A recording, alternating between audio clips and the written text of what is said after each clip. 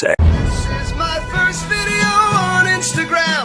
I'm not wearing a shirt. Yes, I got you. Drugs and gore and violence. Yes, that's a list of all the things in this game, which some people may immediately be turned off by, but you like the slaughter.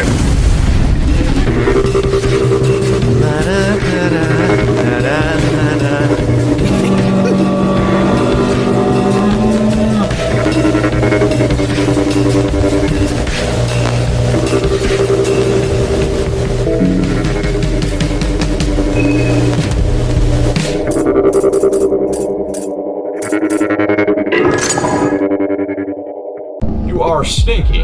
Oh! Oh! Oh! Oh! Blows. I like bomb blows. Peter. The horse is here. Holy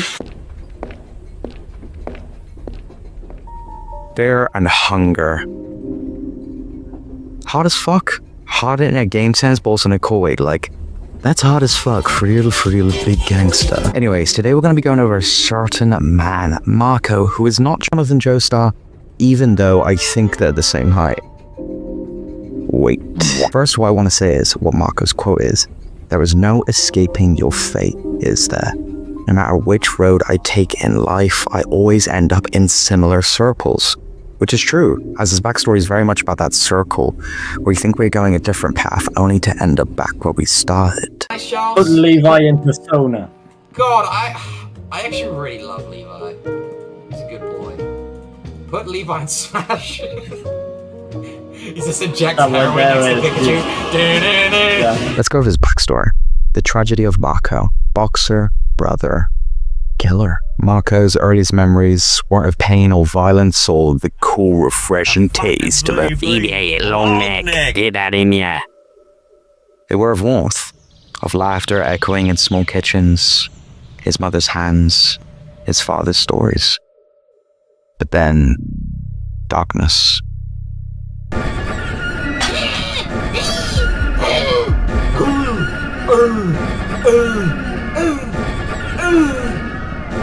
Alright, I love the music in this game. This is the shittest soundtrack I've ever fucking heard. It's actually so dog shit. I love this game's soundtrack, especially the end boss for ending A. It's actually like so nice to listen to. This, however, sucks balls beyond belief. The biggest balls go to this fucking soundtrack. Just like that. They were gone. He never knew what happened. And at 10 years old, Marcoh and his little sister were left to fend for themselves. The streets of the Vatican City weren't kind to lost children. Marcoh learned that early. The fists of bullies, the hunger in his belly, the weight of survival. He grew up fast. And he grew big. Oh wait, not the gloves. Wait, Charlie. Oh. Isn't that nice, Charlie? Do you hear him? Our friend? Yeah, I hear him. Fucking kill me! Oh no, that guy. Yeah, I know that guy. He sounds so familiar. Fucking kill me! Oh my god, young man! He got taller, older, tougher. The same fists that once shielded his sister became his only source of income. By 16, he was brawling in underground rings. Gloves optional, rules non-existent. And those street gangs tried to recruit him. Marcoh refused to be anyone's thug. But rejection only brought more fights. How many levels we got? Hey Levi, we have in total 9 levels. My pebbles! And we Barney? can just go to the museum.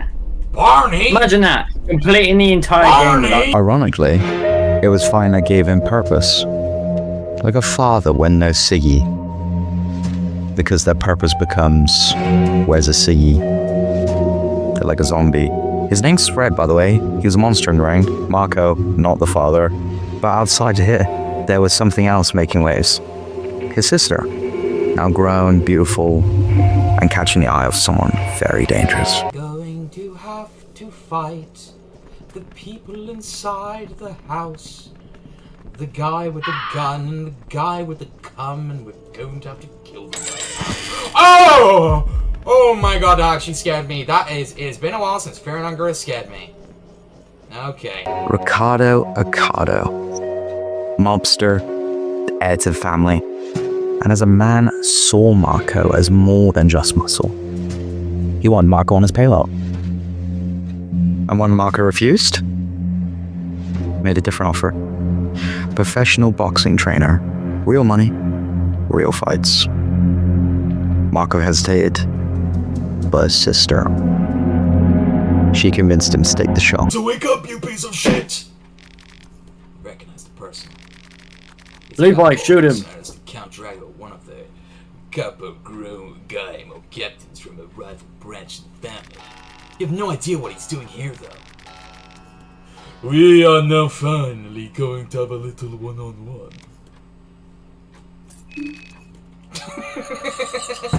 No, we fucking ain't. Inside that gym, Marcoh felt something he hadn't in years. Hope. It's powerful, but raw. And under the trainer's guidance, Marcoh transformed. He was a rising star. Like, if he knew who I was, he wouldn't be fighting. Jesus, man. Wow.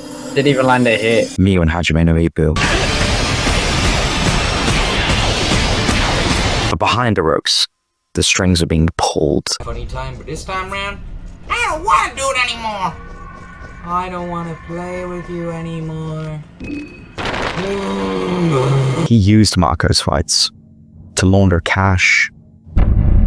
Then one night he pushed him too far. A match, Marcoh versus a disgraced ex-family member. But this wasn't just a fight. It was an execution. Marcoh knocked him out. But in the back of his head, he hears Ricardo's voice saying, "Finish it." And so he did. Got punch after punch until that final ring fell silent. He had killed a man. He kept quiet, very deep, but he knew he had changed. And just when he thought Ricardo wasn't done, Marco's sister was still under his thumb. Trying to get out, he did the unthinkable. He killed Ricardo. Now, both the law and the family wanted him dead. His sister sent to Ricardo's summer villa in Varland days earlier. He called her, told her everything. They agreed to meet in Rondar. But Marcoh couldn't stay in vacancy. He needed to disappear. He needed to leave. The next train took him to a nowhere town in Bohemia, a place called Prehavil. He'd never heard of it, didn't care. He just needed to breathe, to plan, to figure out how to escape this life for good. But Prehavil, that's where our story begins. Anyways, enough of that bollocks. Sorry about being so Toity, but there are places in this world where violence is more than just human. Marco's about to learn that the worst monsters aren't always in the ring. Any shit. Also in the game, you can drink a nice refreshing beer, and you could be like the British person, the average British person on my day meal when they don't have one. I've just woke up in a fucking steaming mood, yeah?